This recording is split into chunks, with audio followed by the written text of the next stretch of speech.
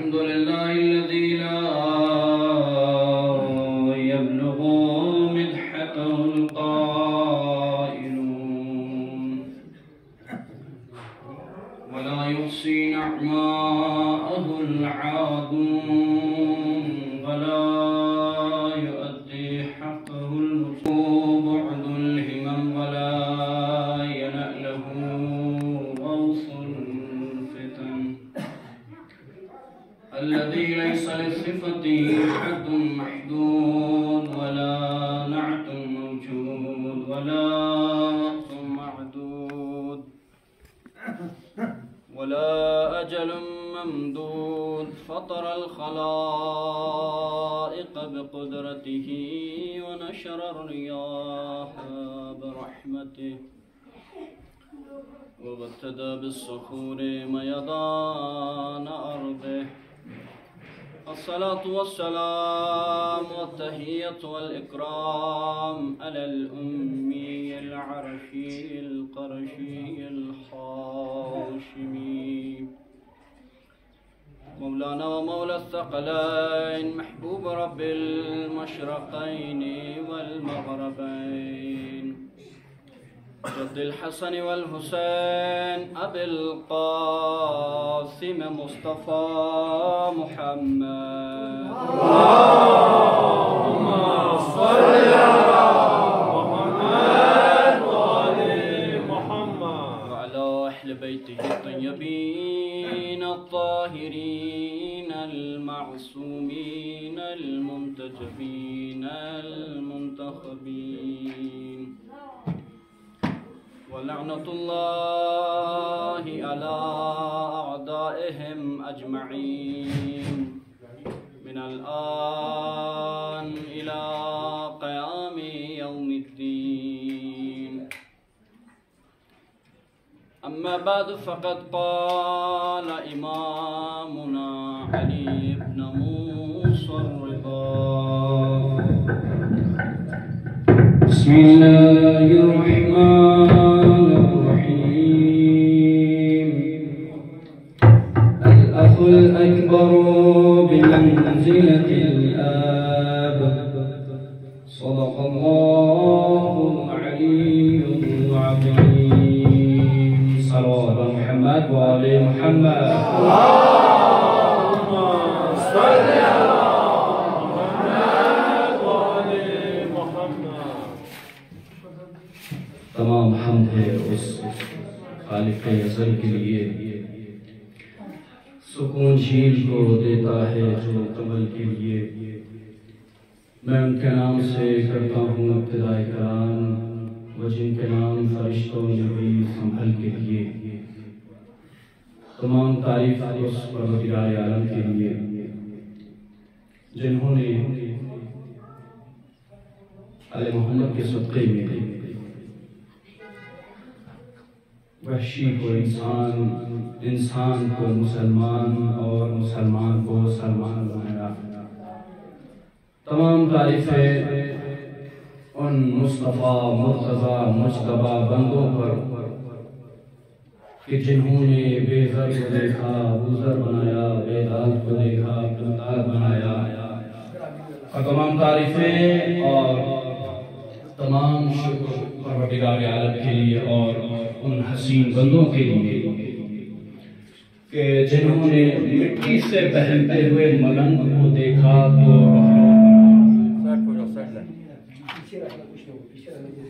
عزاداران امام خدا یقیناً خوش نصیب ہے وہ مومنین جو بڑھ چڑھ کر کے مجالس سے امام میں شرکت کرتے ہیں اور اپنے لیے ایک سند تیار کرتے ہیں کہ روز حشر انشاءاللہ اس سند کے ذریعے سے ہم صلوات محمد اللہم صل علی محمد وآل محمد عزیزان محترم یقیناً خوش نصیب ہے وہ تمام حضرات تمام خواتین تمام بچے نونہال بال، ہم سن کم سن، بزرگ جوان، کہ جو ایسے فرشادہ بچھانے کے بعد اس محبت کے ساتھ اس فرش عطا پہ تشریف لاتے ہیں، اس یقین کے ساتھ کہ اگر فرش عطا پہ جانے کے بعد کوئی بے اولاد ہے تو انشاءاللہ اسے اولاد نصیب ہوتی ہے، اور اس فرش عطا پہ آنے کے بعد انشاءاللہ جو کوئی بیمار ہو، لا علاج ہو، ہاسپٹل میں ہو، اس طرح بیمار ہو، اسے شفا کاملہ اور عاجلہ نصیب ہو جائے، اور انشاءاللہ جو کوئی مجبوری کے عالم میں کسی مصیبت میں گرفتار ہو، اس کی مصیبت دور ہو جائے۔ اس عقیدے کے ساتھ، اس محبت کے ساتھ ان مجالسوں میں آنے کی ضرورت ہے۔ اور آپ بخوبی جانتے ہیں کہ آج کا جو روز شہادت امام علی بن یوسف رضا رحمۃ اللہ، تو عزیزان محترم، جیسا کہ آپ کو معلوم ہے اور آپ خود نونہالوں کے ساتھ، بچوں کے ساتھ، خواتینوں کے ساتھ اس مجلس کو برپا کرنے کے لیے، اس مجلس کو اختتام تک پہنچانے کے لیے یہاں پر جمع ہوئے ہیں، اور انشاءاللہ ہماری بھی ذمہ داری ہے کہ کچھ اہم نکات، اہم میسج، اہم باتیں، اہم گفتگو آپ حضرات کے سامنے پیش کریں۔ اور آپ کو بخوبی معلوم ہونا چاہیے کہ اس مجلس میں آنے کے بعد ہماری اور آپ کی ذمہ داری کیا ہے۔ ان مجالسوں میں صرف اور صرف ہم یہ سننے کے لیے آتے ہیں، یہ بیان کرنے کے لیے آتے ہیں کہ ائمہ نے کیا کہا اور ائمہ کیا کرتے تھے۔ یقیناً سب کا یہی ماننا ہے اور سب یہی چاہتے ہیں کہ جو کچھ امام نے کیا، جو کچھ امام نے کہا، ہم اس کے اوپر عمل کرتے ہیں، اور اسی عمل کے نتیجے میں ہماری اولاد سلامت ہے، ہماری قوم سلامت ہے، ہمارے بزرگ سلامت ہے، اور انشاءاللہ اسی محبت کے اوپر ہم اس دنیا سے گزر جاتے ہیں، اور گزرنے کے بعد حشر کے میدان میں جو اصل دنیا ہے ہمارے لیے، وہاں پر انشاءاللہ کوئی پریشانی، کوئی مصیبت، کوئی غم آپ کے سامنے نہیں آنے والا۔ عزیزان گرامی، اس وقت امام رضا علیہ السلام کی حدیث کو آپ کی خدمت میں نے پیش کیا، سرنامہ کلام قرار دیا، جس میں ارشاد امام ہو رہا ہے، وہ یہ ہے کہ الاخ الاکبر بمنزلۃ الاب، جو ہمارے گھروں میں باپ ہے، ہمارے والد بزرگوار، پروردگار عالم نے ہمارے لیے ایک ماں باپ کو مہیا کیا، جس کے ذریعے سے اس کائنات میں آئے۔ ہم ان ماں باپ کا جتنا بھی لاکھ لاکھ شکر کرے وہ کم ہے۔ پوری زندگی نچھاور کر دے ماں باپ کے اوپر، یہ زندگی کم پڑ جائے گی اور ماں باپ کا حق ادا نہیں ہو سکتا۔ اور خوش نصیب ہے وہ تمام حضرات جن کے گھروں میں بوڑھے ماں باپ ہیں۔ اور امام کی حدیث جو کہ امام نے شامل فرمائی وہ یہ کہ گھر میں جو سب سے بڑا بھائی ہے وہ باپ کی منزلت ہے۔ خوش نصیب ہے اولا وہ شخص جس کے گھر میں بوڑھا باپ موجود ہے۔ اور ہم جوانوں کے لیے یہ خوش قسمتی ہے کہ اللہ کہہ رہا ہے کہ تمہارے گھروں میں، تمہارے محلے میں، تمہارے گھروں میں جو بوڑھے تمہارے بزرگوار ہیں، ان کی سفید داڑھی کو دیکھ کر ہم ان جوانوں کے اوپر کوئی عذاب نازل نہیں کریں گے، ورنہ ان جوانوں سے جو گناہ سرزد ہوتے ہیں شاید کی کائنات میں کسی سے نہ ہو۔ ہم بزرگ ہو جاتے ہیں، بوڑھے ہو جاتے ہیں، ہمیشہ مسجد اور امام بارگاہ کے آگے پیچھے اور اس کے اندر زندگی بسر کرنے کی کوشش کرتے ہیں، لیکن ہمارے قوم کے جوانوں کے لیے ضروری ہے کہ وہ اصل مسجد کو وہ جوان آباد کرے۔ کوئی جوان مسجد میں نہیں، کوئی جوان امام بارگاہ میں نہیں، کوئی جوان کے پاس حق بات کہنے کی تمیز نہیں، کوئی جوان ایسا نہیں کہ جو باپ کی جگہ پر فائز ہو کر کے حق بات کا اعلان کر دے۔ اسی لیے تمام جوان گناہ کے اندر گرفتار ہونے کی وجہ سے ان کے اوپر عذاب کیوں نہیں ہوتا؟ کیوں نہیں جوان بیمار ہوتے؟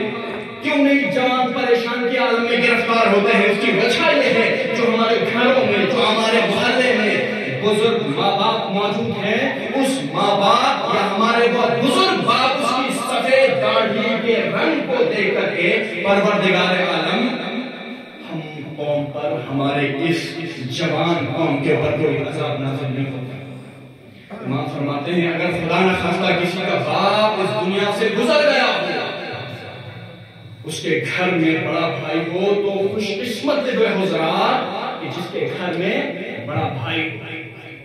صلوات محمد و آل محمد۔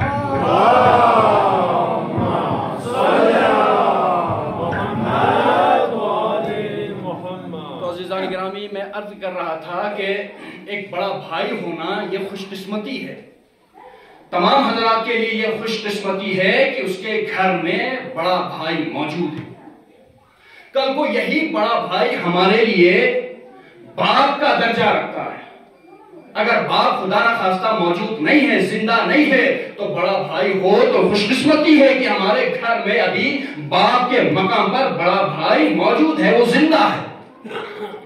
عزیزان گرامی، آپ کو بخوبی معلوم ہے، تجربہ کار، مسند نشید اور جتنے بھی بزرگ تشریف فرما ہے مجھ سے بہتر جانتے ہیں، تجربے کار ہیں، سب تجربے کے عالم ہیں، سب جانتے ہیں ایک گھر میں ایک میاں بیوی کے درمیان اگر اختلاف ہو جائے، فساد ہو جائے، جھگڑا ہو جائے تو معاشرہ یا اسلامک علماء اس کے پاس جا کر کے مسئلے کو حل کرتے ہیں۔ اگر مسئلہ سلجھنے کے بجائے الجھنا شروع ہوا تو ایک مسئلہ آخر میں آتا ہے طلاق کا۔ اگر اختلاف ہو رہا ہے، محبت پیدا نہیں ہو رہی ہے، کوئی ان لوگوں کے اوپر کوئی درد یا دل میں محبت موجود نہیں ہے کہ یہ میاں بیوی ساتھ میں رہ سکے، تو ان دونوں کے درمیان طلاق کیا جاتا ہے، اور طلاق کے ذریعے سے میاں اپنے راستے، بیوی اپنے راستے، جسے چاہے اختیار کرے، جس سے چاہے شادی کر لے۔ ان دونوں کے درمیان اگر محبت پیدا نہیں ہوتا تو سماج، علماء یا ہمارا مذہب کہتا ہے کہ ان دونوں کے بیچ میں طلاق ہو، اور طلاق ہونے کے بعد اپنے اپنے راستے نکل جائے۔ اور دوسرا مسئلہ ہمارے سامنے، اگر باپ اور بیٹے کے درمیان کوئی اختلاف پیدا ہو، اتنا بڑا اختلاف پیدا ہو کہ باپ بیٹے کو قبول نہیں کر رہا ہے، بیٹا باپ کو قبول نہیں کر رہا ہے، ایسا مسئلہ خدا نہ خواستہ نہ ہو، لیکن اگر خدا نہ خواستہ ایسا مسئلہ آئے تو باپ بیٹے کو آگ کر سکتا ہے، یعنی جائیداد سے بے دخل کر سکتا ہے۔ کوئی جائیداد تمہارے نام نہیں لکھا جائے گا، کوئی پراپرٹی تمہارے نام نہیں لکھی جائے گی۔ آپ نے مسئلہ سمجھا، ایک طلاق، ایک آگ کے ذریعے سے میاں بیوی کے درمیان اختلاف جدا کر سکتے ہیں، ایک آگ کی وجہ سے ایک باپ اور بیٹے کے درمیان سے ان کی محبت کو جدا کر سکتا ہے، اور وہ بے دخل ہو سکتا ہے۔ وہ بیٹا باپ کے پراپرٹی سے، باپ کے جائیداد سے وہ بے دخل ہو گیا۔ لیکن کائنات میں کوئی مجھے جھوٹے سے جھوٹا کوئی کتاب لا کر کے دکھاؤ یا بزرگوں کو جمع کر کے بتاؤ کہ ایک بھائی اور بھائی کے درمیان نہ کوئی آنکھ ہے، نہ کوئی طلاق ہے۔ یہ تو ہم گناہگاروں کی ایک سازش ہے کہ اگر ذرا سی بات پر بھائی کی بات بری لگ گئی تو اختلاف پیدا ہونا شروع ہوا، آخر کار مقام و منزلت یہاں تک پہنچ جاتی ہے کہ وہی خونی بھائی دوسرے بھائی کا دشمن ہو جاتا ہے۔ عزیزان گرامی، یہی وہ ہمارا معاشرہ ہے جسے سدھارنے کی ضرورت ہے۔ یہی وہ ہمارا معاشرہ ہے جہاں ایک بھائی دوسرے بھائی کے خون کے پیاسے ہو جاتے ہیں۔ عزیزان گرامی، یہ تو ہمارے معاشرے نے نہیں سکھایا کہ ایک بھائی اور بھائی سے جدا ہو جائے، ایک خون دوسرے خون سے جدا ہو جائے، یہ تو ہم نے کہیں نہیں پڑھا، نہ کہیں سنا، نہ کہیں دیکھا۔ عزیزان گرامی، یہ جو بھائی کی محبت ہوتی ہے، یہ محبت آپ کی خدمت میں حدیث پیش کرتی، بڑا بھائی باپ کا درجہ رکھتا ہے۔ اگر چھوٹے بھائی میں تمیز ہو، عقل ہو، وہ ہوشیار ہو، عاقل ہو، وہ تو کبھی بڑے بھائی کے ساتھ بدتمیزی نہیں کر سکتا، وہ کبھی بڑے بھائی کے سامنے اپنی آواز کو بلند نہیں کر سکتا، وہ کبھی بڑے بھائی کے سامنے اپنے آپ کو بڑا بھائی نہیں سمجھ سکتا۔ ہمیشہ بڑا بھائی اس کا احترام، بڑے بھائی کی عزت، بڑے بھائی کا وقار ہمیشہ برقرار رکھتا ہے۔ اور ہمارے لیے کربلا سے بڑی دستگاہ تو کوئی ہے ہی نہیں۔ کیا کربلا میں ہم نے نہیں دیکھا کہ ایک بھائی نے وفا کی حد کر دی؟ ایک بھائی تھا، بڑا بھائی بار بار اس سے کہہ رہا کہ مجھے بھائی کہو، مجھے بھائی کہو، لیکن چھوٹے بھائی کا احترام اتنا بڑا کہ کبھی اس حسین کو بھائی نہیں کہا، بلکہ کبھی آقا کہا، کبھی مولا کہا، کیونکہ انہوں نے سمجھا کہ بڑا بھائی باپ کا درجہ رکھتا ہے۔ خوش نصیب ہے وہ حضرات جن کا بڑا بھائی موجود ہے، خوش نصیب ہے وہ اولاً وہ اشخاص جن کے گھر میں بوڑھے ماں باپ زندہ ہیں اور وہ موجود ہے۔ یاد رکھنا ہمیشہ کوئی بھی کسی مقام پر، جس جگہ پر بھی، کبھی بھی، کسی لمحات میں ذرا سا بھی پریشانی آپ کے اوپر آ جائے، آپ یہ سمجھیں کہ میں پریشانی میں گرفتار ہو رہا ہوں، ہمیشہ جا کر کے اپنے والدہ محترمہ کے سامنے بیٹھو اور اپنی ماں سے کہنا کہ میرے حق میں دعا کر دو۔ انشاءاللہ اگر اس ماں نے آپ کے حق میں دعا کر دی تو کائنات کا کوئی بڑے سے بڑا مصیبت آپ کے اوپر فائز نہیں ہو سکتا، کیونکہ ماں کی دعا میں ایک ایسی طاقت ہے، باپ کی دعا میں ایک ایسی طاقت ہے کہ کائنات کا کوئی بھی طاقت، کائنات کا کوئی بھی بڑا قوت دار آدمی آپ کو پچھاڑ نہیں سکتا، اس کے اندر کوئی طاقت ہی نہیں جتنی طاقت آپ کی ماں کی دعاؤں میں ہے۔ عزیزان محترم، سمجھنے کی ضرورت ہے، غور کرنے کی ضرورت ہے، فکر کرنے کی ضرورت ہے، ان باتوں کے اوپر سمجھنے کی ضرورت ہے، اور چند اہم باتیں جو اپنے دل کی تختیوں پر لکھنے والی بات وہ یہ ہے کہ عزیزان محترم، امام نے یوں نہیں فرمایا کہ اپنا بڑا بھائی باپ کا درجہ رکھتا ہے، کل کو کوئی بھی چھوٹا بھائی آ کر کے بڑے بھائی کے ساتھ بدتمیزی نہ کرے۔ اس وقت پوری کائنات میں آپ جا کر کے دیکھو، کوئی بھی اجنبی شخص آپ کی خدمت میں اگر آ جائے تو وہ آپ کو بھائی کے نام سے پکارتا ہے، وہ آپ کو ہمیشہ یہ کہتا ہے بھائی کے نام سے۔ اس کا مطلب آپ سمجھے پوری کائنات میں بھائی کو اتنی منزلت کیوں بخشی ہے؟ کیونکہ ائمہ کے کلام پوری دنیا میں پھیلی ہوئی ہے۔ ائمہ جانتے ہیں کہ اس قوم کو، ہمارے بعد آنے والے قوموں کو حدیثوں کی، میسیجز کی اور اہم کلاموں کی سخت ضرورت ہے، لہذا کہا امام نے، روز شہادت ہے امام کی، اس سلسلے میں امام کے حوالے سے امام نے کتنی حدیثیں پیش فرمائی، نیشاپور میں جا کے امام نے حدیثیں پیش فرمائی، اور مدینے سے روانگی کے وقت امام نے حدیثیں ارشاد فرمائی۔ عزیزان محترم، امام نے یہ بھی تو حدیث ارشاد فرمائی کہ بڑا بھائی باپ کا درجہ رکھتا ہے۔ وہ کیوں؟ آج ہمارے معاشرے میں کیا ہو رہا ہے، بڑے بھائی کی کوئی عزت نہیں، کوئی احترام نہیں، کوئی وقار نہیں، کوئی منزلت نہیں، اس کو یوں سمجھتا ہے کہ باپ کے جانے کے بعد ہم خود ایک سردار ہیں، میرا بڑا بھائی خود ایک سردار ہے، وہ اپنی منمانی کرتا ہے۔ ارے کاش اپنے بڑے بھائی کے ساتھ مل کر کے اپنے باپ نے جو کارنامہ کیا ہے، اہم کام کیا ہے، اخلاق کے ساتھ، دوستوں کے ساتھ پیش آیا ہے، کاش دونوں مل کر کے وہی باپ کے کردار کو اپنے اندر ڈھال لیتے تو پورا معاشرہ کہتا کہ یقیناً یہ اسی بزرگوں کے اولاد ہیں کہ جو بزرگ ہمارے ساتھ دوستی کی طرح بیٹھا کرتے تھے، یہ وہی بزرگوں کی اولادیں ہیں کہ جنہوں نے اپنے بیٹوں کو اہم اخلاق کا درس پڑھایا ہے، اہم اخلاق کا سبق پڑھایا ہے۔ غور کرنے کی ضرورت ہے۔ انشاءاللہ میں دعا گو ہوں پروردگار عالم کی بارگاہ میں، پروردگار ہمیں بڑے بھائی کی عزت و احترام اور وقار کو باقی رکھنے کی توفیق عطا فرما۔ عزیزان محترم، آج روز شہادت امام رضا علیہ السلام، کتنے مظلوم تھے ہمارے امام، یوں تو سارے امام مظلوم تھے۔ بھائی کا کردار آپ نے کربلا میں دیکھا کہ کتنا ظلم ہوا، کتنے ستم ہوئے، بچوں کو مارا گیا، ماں بہن بیٹیوں کے سر سے رضا کو چھین لیا گیا، لیکن بھائی کی غیرت کو دیکھیے، بھائی کی غیرت کہ ایک تلوار سے ایک خط کو کھینچا کہ جس کسی کی ہمت ہے وہ اس لکیر کے پار آ کر کے دکھاؤ، وہ ہے بھائی۔ اور بھائی بن کر کے چھوٹا بھائی حضرت ابوالفضل عباس چھوٹا بھائی بن کر کے زینب کے بلانے پر اندر تشریف لے کر گئے اور سر کو جھکا کر کے کوئی مرد ہو جو سر کو جھکا سکے. زینب کے سامنے خود کو چھوٹا بھائی ثابت کیا, سر کو جھکا کر کے شہزادی کے سامنے گھٹنوں کو موڑ کر کے بیٹھا, تاکہ چھوٹے بھائی کی اوقات و حیثیت کیا ہوتی ہے وہ زمانے والے کے سامنے پتا چل جائے کہ چھوٹا بھائی ہمیشہ چھوٹا ہی رہتا ہے. عزاداران مظلوم کربلا, چھوٹا بھائی زانوں کو موڑ کر کے بہن کے سامنے بیٹھ گئے, اور زینب کو اتنا بھروسہ تھا عباس کے اوپر, اس بھائی کے اوپر.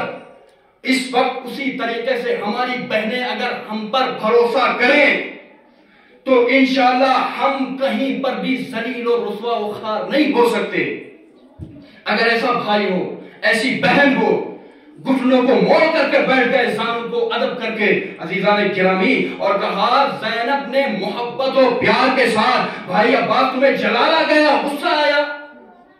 کہا شہزادی آپ نے دیکھا نہیں کہ یہ لوگ میرے بھائی حسین کے خیموں کو یہاں سے ہٹوانے کے لیے کہہ رہے ہیں. یہ بھائی کا احترام, کس طریقے سے کلام کر رہے ہیں. آپ دیکھ نہیں رہی ہیں کہ یہ لوگ حسین کے خیموں کو یہاں سے ہٹوانے کی بات کر رہے ہیں. زینب کا جملہ سنو, اس بہن کا بھروسہ دیکھو, اس چھوٹے بھائی کے اوپر کتنا بڑا بھروسہ تھا. کہا بھائی عباس جس کے پاس تم جیسے شیر بھائی ہو, اس بہن کو نہ رضا کی فکر ہے, نہ پانی کی فکر ہے, نہ خیموں کی فکر ہے. عزاداران مظلوم کربلا, اس بھائی نے کیا جواب دیا؟ اگر ہم نے خیموں کو یہاں سے ہٹایا تو ظالم سمجھیں گے کہ حسین کمزور پڑ گئے, اور جس حسین کے پاس مجھ عباس جیسا چھوٹا بھائی ہو, اس حسین کی کمزوری میں بنوں, یہ عباس میں کبھی نہیں چاہتا. عزاداران مظلوم کربلا, زینب نے کہا جس زینب کے پاس, جس حسین کے پاس عباس جیسا بھائی ہو, اسے نہ پانی کی فکر ہے, نہ رضا کی فکر ہے, نہ خیموں کی فکر ہے, خیموں کو ہٹاؤ. عزاداران مظلوم کربلا, مولا عباس نے تلوار کو اپنی گھٹنوں پر توڑ دیا احترام میں. اگر یہ بھی تو کہہ سکتے تھے کہ شہزادی میں ان ظالموں کو تہہ تیغ کر سکتا ہوں. تلوار کو گھٹنوں پر توڑ دیا, توڑ کر شہزادی کے سامنے پھینک دیا, جا کر کے خیموں کو ہٹایا. یہ ایک بھائی کا احترام. کبھی حسین کو بھائی نہیں کہا. وقت آخر بدن سے جان نکل رہی ہے, بازو قلم ہے, آنکھ میں خون بھرا ہے, بس صرف خواہش اتنا ہے کہ حسین کے چہرے کو دیکھوں, بھائی حسین کے چہرے کو دیکھوں, آقا کے چہرے کی طرف نگاہ ڈالوں. یہ بھائی کا احترام, یہ بھائی کی منزلت. جس بھائی عباس و حسین کا ماتم و فرش ادا بچھاتے ہیں, اس بھائیوں کے کردار کو بھی تو اپنانا ہے اپنے اندر. ان بھائیوں کا کردار کیسا تھا, ان بھائیوں کی منزلت کیا بلند کر کے رکھی ہوئی تھی.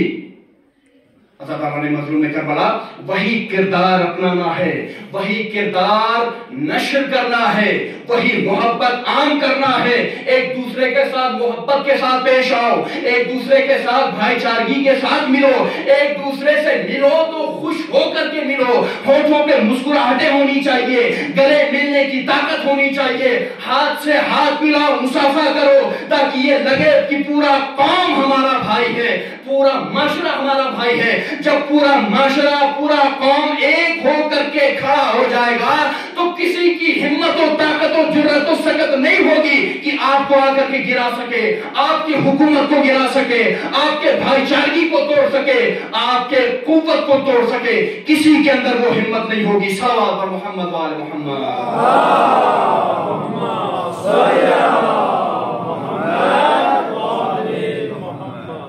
عزیزان گرامی, پوری کائنات میں 1400 سال سے مجالس برپا کر رہے ہیں, 1400 سال, اور ہر وقت ان مجالسوں میں یہی میسج دیا جاتا ہے کہ بھائی چارگی پیدا کرو, محبت کے ساتھ رہو. میں آپ سے کہہ رہا ہوں جس امام کی شہادت کا یہاں پر ماتم منانے کے لیے آئے ہیں اور سینہ زنی کرنے کے لیے آئے ہیں، گریہ کرنے کے لیے آئے ہیں، ارے ذرا اس حدیث کو تو غور کرو. کہتے ہیں کہ بڑا بھائی باپ کا درجہ رکھتا ہے. اس کا تو مطلب یہ ہوا اگر معاشرے میں ہم نے بڑے بھائی کا احترام نہیں رکھا، اس کے وقار کو باقی نہیں رکھا اور اس کی بے ادبی کی، بے احترامی کی، اس کا مطلب آپ خود جواب دے دیجئے، اس کا مطلب یہ ہوا کہ ہم نے اپنے باپ کے عزت کو گھٹا دیا، کم کر دیا. جس امام کو مان رہے ہو اس کی بات کو تو مانو. امام کو تو مانتے ہیں، امام کی نہیں مانتے ہیں. عزاداران مظلوم کربلا، امام کو بھی ماننے کی ضرورت ہے، امام کی بھی ماننے کی ضرورت ہے. یہ کلام، یہ حدیثیں، یہ روایتیں ہم تک کیوں پہنچی؟ تاکہ ہمارا معاشرہ سدھر جائے، انسان اپنے آپ کو سدھار لے. اس وقت کائنات میں کیا ہوتا ہے کہ جتنا پستی میں انسان ہے اتنا بڑا ماسٹر ہے، جتنا انسان جتنا زیادہ بے وقوف ہے اتنا بڑا خود کو عالم سمجھ رہا ہے. اس وقت معاشرے میں کوئی انسان جتنا بڑا جاہل مطلق ہے وہ اس کو اپنے آپ کو بہت بڑا عالم سمجھ رہا ہے. غور کرنے کی ضرورت ہے. جتنا ہے اتنے میں رہنے کی ضرورت ہے، جتنی ہماری حیثیت ہے اس کے اندر رہنے کی ضرورت ہے. عزیزان محترم، ائمہ کا صرف اور صرف نام ہم نے زبان پر رکھا ہوا ہے. ارے کوئی کردار تو دکھائے ہم کو امام کا. کسی بھی شخص کے اندر اگر امام کا کردار ہے، جو امام نے کہا، جو امام نے کیا، تو میں اس کو سلام کر رہا ہوں. سلام ہے اس کے اوپر. کس غریب الوطنی میں امام نے زندگی بسر کی ہے، کس غریب الوطنی میں. تمام ائمہ کی فہرست اٹھا کر کے دیکھ لیجئے، سب کو شہید کیا گیا، کسی کو مسموم کیا گیا. کیوں؟ کیونکہ حق بولتے تھے، حق بیانی کرتے تھے، کبھی فساد اور جھگڑے کی بات نہیں کی. ہم اور آپ خاکی انسان کی کیا حیثیت، کیا اوقات. اس وقت اگر ہمارا ایمان ڈگمگا جائے، انسان روپیوں پر بکنے والا انسان ہے، روپیوں پر بکنے والا انسان کا کوئی بھروسہ نہیں. لیکن جن ائمہ کو ہم مانتے ہیں، جن کی محبت ہمارے دلوں میں ہے، کہ ان کا کردار معلوم ہے معاشرے کو، ہمارے قوم کے جوانوں کو، ارے وہ امام تو سر کو کٹا سکتا ہے لیکن نہ روپیوں کو پر بکنے کی بات آتی ہے، نہ کبھی بیعت ہاتھ پر رکھنے کی بات آتی ہے. ہمیشہ جب بھی دیکھا حق بات پر مر مٹنے کے لیے تیار تھے. یہی تو وجہ ہے عزاداران مظلوم کربلا. کربلا میں ہوا کیا؟ لوگ روپیہ لے کر کے حسین کے خون کے پیاسے بن گئے تھے. ایک بھائی کو مارنے کی سازشیں چل رہی تھی. کیا ان مارنے والوں میں کوئی کلمہ کو نہیں تھا؟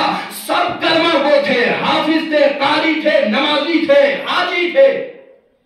اس کا مطلب کیا سمجھے آپ؟ حافظ بھی تھے، قاری بھی تھے، تو پھر امام کو مارا کیوں؟ اس کی وضاحت آپ کے سامنے مختصر الفاظ میں اور چند کلمات کے ذریعے. اللہ نے انسان کو اشرف المخلوقات بنایا، یعنی کیا؟ بیسٹ کوالٹی، سب سے بہترین چیز انسان. کیا ہے اس انسان کے اندر؟ فساد یہ کرتا ہے، جھگڑا یہی انسان، چوری یہی انسان، جھوٹ یہی انسان. اس انسان کے اندر کیا ہے جو کہا کہ اشرف المخلوقات؟ کیا یہ سب سے زیادہ تیز بھاگ سکتا ہے اس لیے اشرف المخلوقات؟ کیا اس کے اندر عقل ہے کیا اس لیے اشرف المخلوقات؟ کیا اس کی باڈی سب سے اچھی ہے اس لیے اشرف المخلوقات؟ کیا اس کے اندر سمجھنے کی، بولنے کی، سننے کی، سونگنے کی یا چکھنے کی طاقت سب سے زیادہ ہے؟ کیا ہے اس انسان کے اندر؟ اگر آپ نگاہوں کی وجہ سے خود کو کہتے ہیں کہ ہماری نظریں اتنی خطرناک ہے کہ ہم کئی سو فاصلے تک، کئی میل تک دور تک ہم دیکھ سکتے ہیں، تو آپ جھوٹے ہیں. اس وقت اگر آپ کی آنکھیں سب سے زیادہ تیز ہوتی تو انسان کے بنائے ہوئے چشمے کا استعمال کرنا نہیں پڑتا. اس وقت اگر آپ سب سے زیادہ دوڑ سکتے تو آپ ایک بات بتائیے، جو ہمارے یہاں جانور پائے جاتے ہیں، جو چیتا، جو شیر، باقی ہرن آپ سے تو زیادہ تیز دوڑتے. دوڑنے کی قوت اللہ نے جانوروں میں رکھی. ہرن سب سے زیادہ تیز دوڑ سکتی، اور آپ کہہ رہے ہیں اشرف المخلوقات بنایا.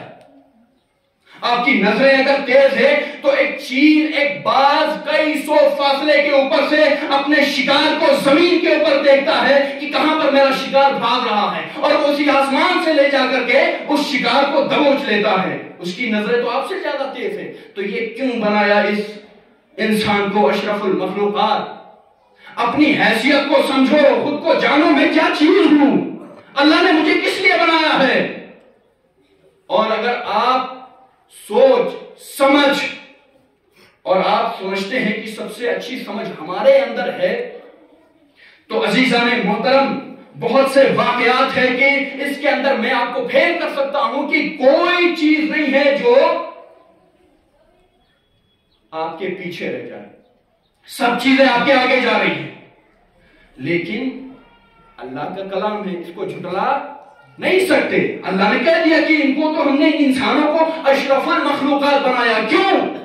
اس انسان کے پاس اللہ نے عقل دے رکھا ہے، انسان کے پاس عقل ہے، لہذا اس عقل کو استعمال کرو. اسی عقل کی وجہ سے اللہ نے کہا ہم نے انسان کو اشرف المخلوقات بنایا، سب سے اچھا انسان کو بنایا، سب سے بہترین انسان کو بنایا. جانور پیچھے رہ گئے، پرندے پیچھے رہ گئے، تمام مخلوقات پیچھے رہ گئی، انسان آگے نکل گیا اشرف المخلوقات بن کر کے. اب آپ سے سوال ہے کہ امام یہ انسان کیوں اشرف المخلوقات ہے؟ کیونکہ اللہ نے ان کو عقل بخشا ہے، یہ عقل کا استعمال کرتے ہیں. اب آپ سے سوال یہ ہے کہ جن دشمنان آل محمد نے ائمہ کو زہر دیا، قتل کیا، یا یزید ملعون نے امام حسین کو مروایا، قتل کروایا، یہ بتائیے کیا ان لوگوں کے پاس عقل نہیں تھا؟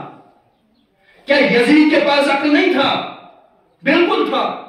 کیا مامون کے پاس عقل نہیں تھا؟ بالکل تھا. کیا سنان ابن انس کے پاس عقل نہیں تھا؟ وہ بھی تو انسان تھا، قاری تھا، حافظ تھا، نمازی تھا. کیا اس کے پاس عقل نہیں تھا؟ بالکل عقل تھا، انسان تھے.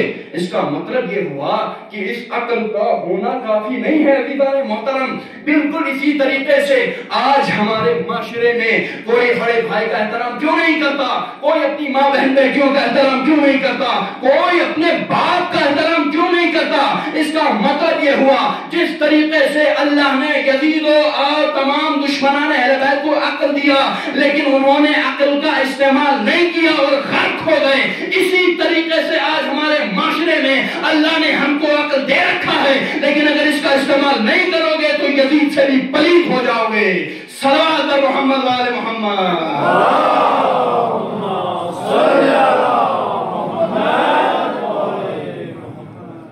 لہذا گزارش ہے ہمیشہ اپنے آپ کو بیسٹ، سب سے بہترین کوالٹی سمجھ کر کے، خود کو ایک انسان سمجھ کر کے، خود کو ایک مسلمان سمجھ کر کے بہترین زندگی بسر کرنے کی کوشش کرو.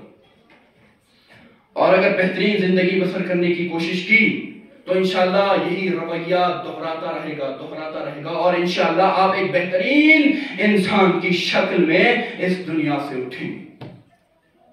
یہ تو ایک کھیتی ہے، یہاں پر ہم اپنے آخرت کی کھیتی کرنے کے لیے آئے ہیں.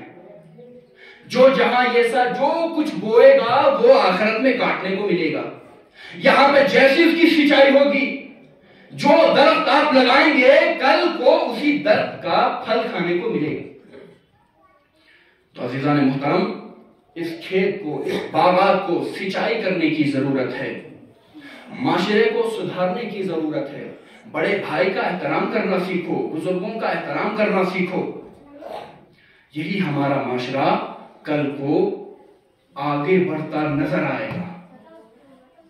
عزیزان محترم اگر اس عقل کا استعمال نہیں کیا، اپنے اندر چینجنگ آپ نے پیدا نہیں کیا، اور اپنے بڑے بھائی، اپنے باپ، اپنی ماں، اپنی بہنوں کو، اپنے چھوٹے بھائیوں کا احترام و عزت نہیں کیا، تو آپ تو انسان کہنے کی بھی لائق نہیں ہے.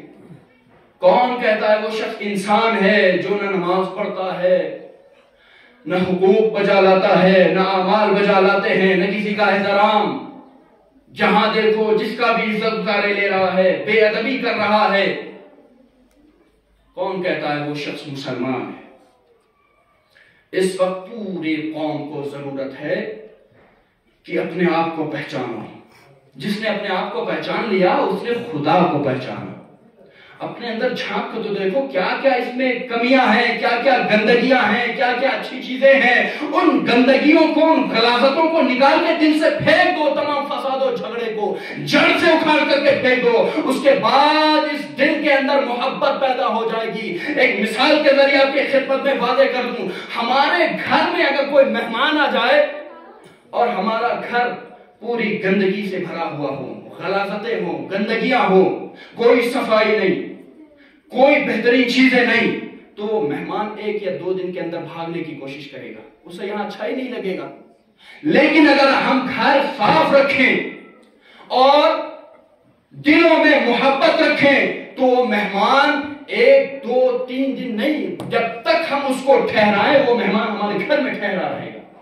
بس یہی وجہ ہے، اگر اس دل میں غلاظتیں ہیں، اس دل میں برائیاں ہیں، اس دل میں چغلی ہے، اس دل میں فساد ہے، حسد ہے، بغض و کینہ ہے، تو کیسے ممکن ہے اہل بیت کی محبت اس دل میں جگہ پائے؟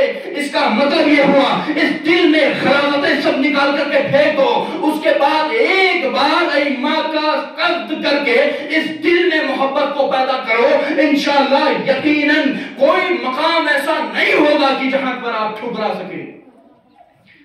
عزیزان محترم، غور کرنے کی ضرورت ہے، فکر کرنے کی ضرورت ہے۔ اسی معاشرے کو سدھارنے کے لیے تو ائمہ نے زہر کھایا، اسی معاشرے کو سدھارنے کے لیے، حقوق تک پہنچانے کے لیے، آپ تک یہ تمام باتیں پہنچانے کے لیے ائمہ کو کسی کو زہر دیا گیا، مسموم کیا گیا، کسی کے سر کو قلم کر دیا گیا، اور ایسے ایسے ظلم کیے ائمہ کے اوپر، آپ اندازہ نہیں لگا سکتے عزیزان محترم۔ جیسا کہ آپ کو خود معلوم ہے، آج روز شہادت امام رضا علیہ السلام، کتنا مظلوم ہے ہمارا امام، کتنا مظلوم۔ مدینے سے سفر کر کر کے نیشاپور پہنچے، نیشاپور کے بعد ائمہ مصیبت کے عالم میں ہارون رشید نے بابا کو قتل کر دیا۔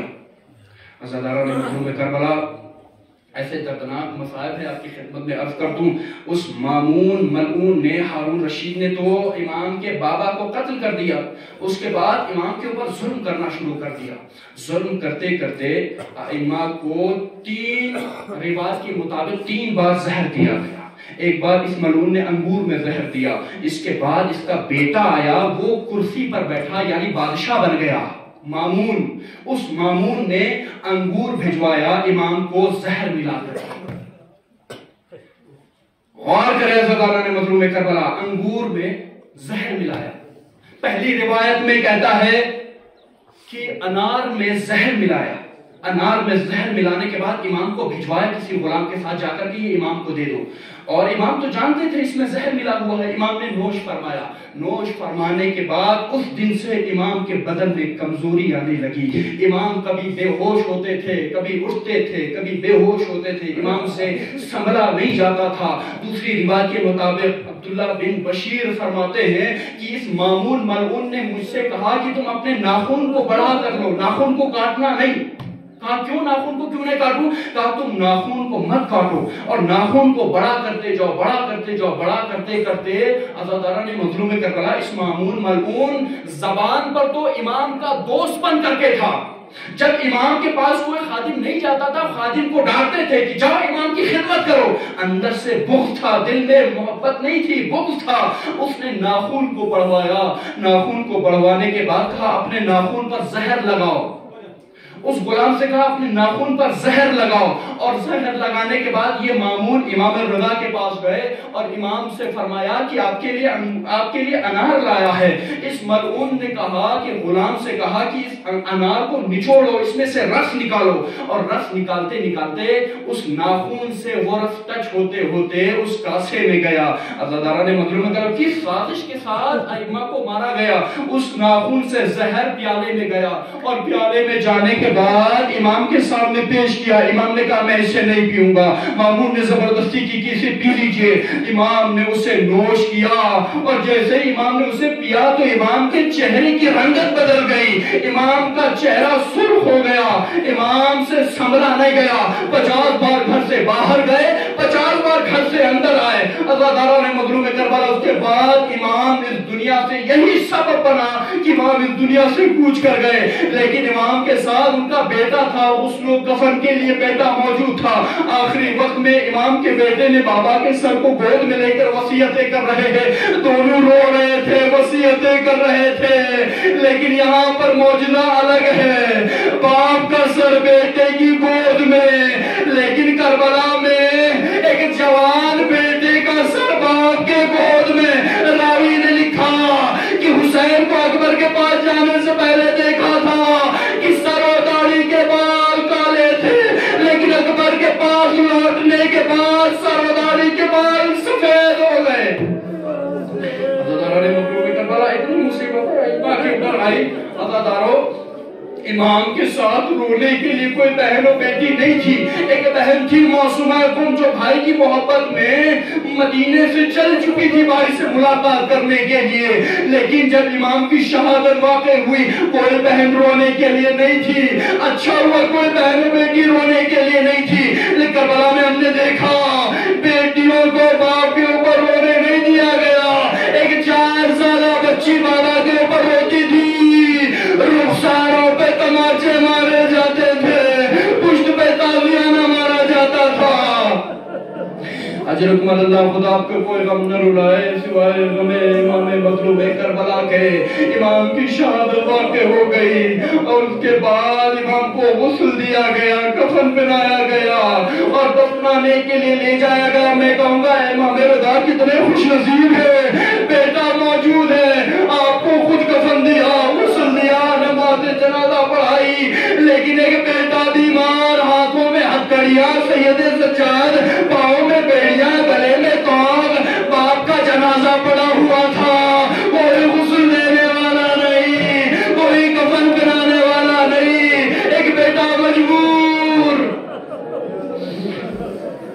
عزاداران مظلوم کربلا, آخری فطرے آپ کی خدمت میں زینب تمام. امام رضا کی شہادت تو ہو گئی لیکن کوئی بہن و بیٹی نہیں تھی رونے کے لیے. روایت میں ملتا ہے کہ جب بھائی کی شہادت کی خبر سنی تو بہن مدینے سے چل کر قم کے شہر میں پہنچی. بیوی معصومہ قم کے شہر میں پہنچنے کے بعد وہیں پر بیمار ہو گئی اور شہادت پر فائز ہو گئی. لیکن اس بہن معصومہ نے خالی بھائی کی شہادت کو سنا تھا, دیکھا نہیں تھا. لیکن کربلا میں زینب نے 70 قدم سے دیکھا بھائی حسین کے گلے پہ شمر کنجر چلا رہا ہے. زینب زینبیہ سے دیکھ رہی ہے اور کہہ رہی ہے کہ میرا بھائی قتل ہو رہا ہے اور تم ملعون کھڑا تماشا دیکھ رہا ہے. عزاداروں, بعد امام رضا عزاداران مظلوم کربلا رونے کے لیے اصحاب تھے. امام کے اوپر گریہ کرنا شروع کیا, اصحاب موجود تھے. لیکن کربلا میں امام حسین کو مارنے کے بعد کوئی رونے والا نہیں تھا. جو کوئی روتا تھا اس کے اوپر ظلم کیا جاتا تھا. ایک سید سجاد بیمار, اے بھولی امام یتیم ہو گیا, میری بہن سکینہ یتیم ہو گئی.